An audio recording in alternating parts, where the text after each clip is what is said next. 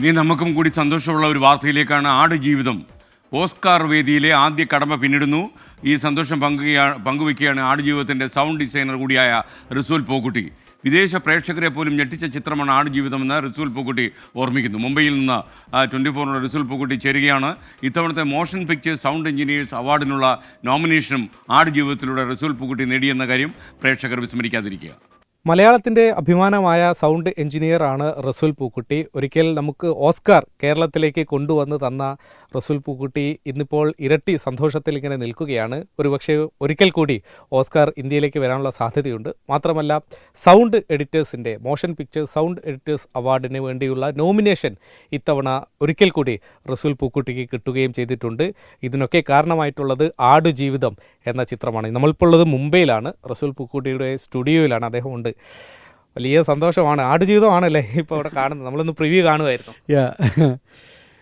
ഭയങ്കര സന്തോഷമുണ്ട്. മലയാളത്തിൽ ചെയ്തൊരു കൊച്ചു സിനിമ ലോകശ്രദ്ധ കിട്ടുന്നു, ലോകത്തിലെ ഏറ്റവും വലിയ അവാർഡ് നോമിനേറ്റ് ചെയ്യപ്പെടുന്നു. അത് പ്രത്യേകിച്ച് sound motion picture sound editors guild എന്ന് പറഞ്ഞാൽ സൗണ്ട് ഡിസൈനേഴ്സിൻ്റെ ഏറ്റവും വലിയ ഓർഗനൈസേഷനാണ്. 2009 സ്ലം ഡോഗ് മില്ലിയനർ പുരസ്കാരം കിട്ടിയപ്പോൾ ഓസ്കാർ പുരസ്കാരം കിട്ടുന്നതിന് തൊട്ടു മുമ്പ് ഈ പുരസ്കാരം അങ്ങേക്ക് കിട്ടിയതാണ്. അപ്പോൾ വീണ്ടും ഒരിക്കൽ കൂടി അത്തരമൊരു സാഹചര്യം ഇങ്ങനെ വരികയാണ്. അയ്യോ, അത് നമുക്ക് പറയാൻ പറ്റില്ല. പക്ഷെ എന്നാലും ഒരു സൗണ്ടിൻ്റെ ഓസ്കറിൻ്റെ കാര്യത്തിൽ ഒരു CISഉം MPSCയും കിട്ടുന്ന ആൾക്കാർക്ക് ഒരു 98% അത് ഉറപ്പാണ് എന്നാണ് ഒരു അങ്ങനെയാണ് ഇതുവരെയുള്ള ഒരു സ്റ്റാറ്റിസ്റ്റിക്സ് കാണിക്കുന്നത്. സൗണ്ട് ഡിസൈനെ സംബന്ധിച്ചോളം MPSC ആണ് ഏറ്റവും വലിയ award.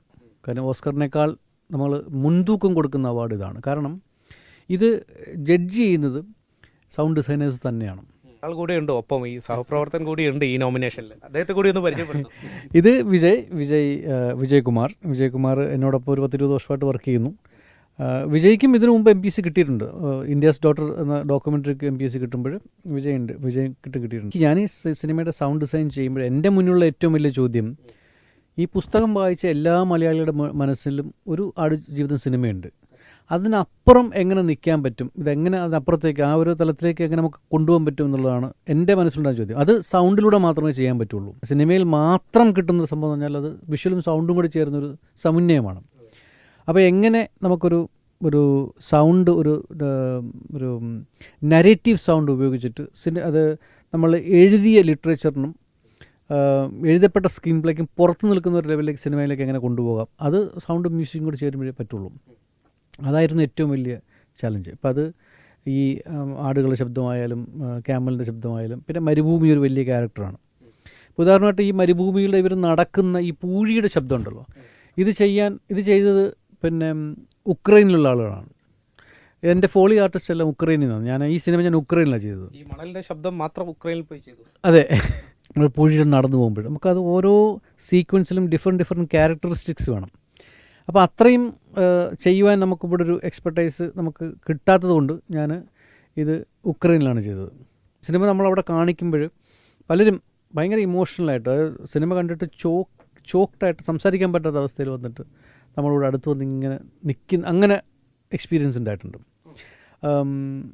Cinema was very very well accepted across the globe.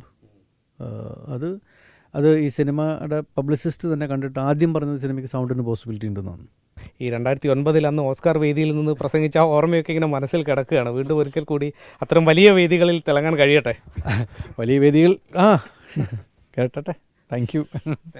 ഏതായാലും വരുൺ വടശ്ശേരിക്കരയ്ക്കൊപ്പം മുംബൈയിൽ നിന്നും ശ്രീനാഥ് ചന്ദ്രൻ, 24. എന്നാലും ഓസ്കർ നോമിനേഷനിലെ പ്രാഥമിക റൗണ്ടിൽ കടന്നു ആടുജീവിതം എന്ന സന്തോഷകരമായ വാർത്തയാണ് വരുന്നത്. കാരണം ഈ കൊച്ചു മലയാളത്തിൽ നിന്ന് ഒരു വലിയ ലോകത്തേക്ക് ആടുജീവിതത്തിന് പിച്ചവയ്ക്കാൻ കഴിയട്ടെ എന്നാണ് നമ്മുടെ ആശംസ.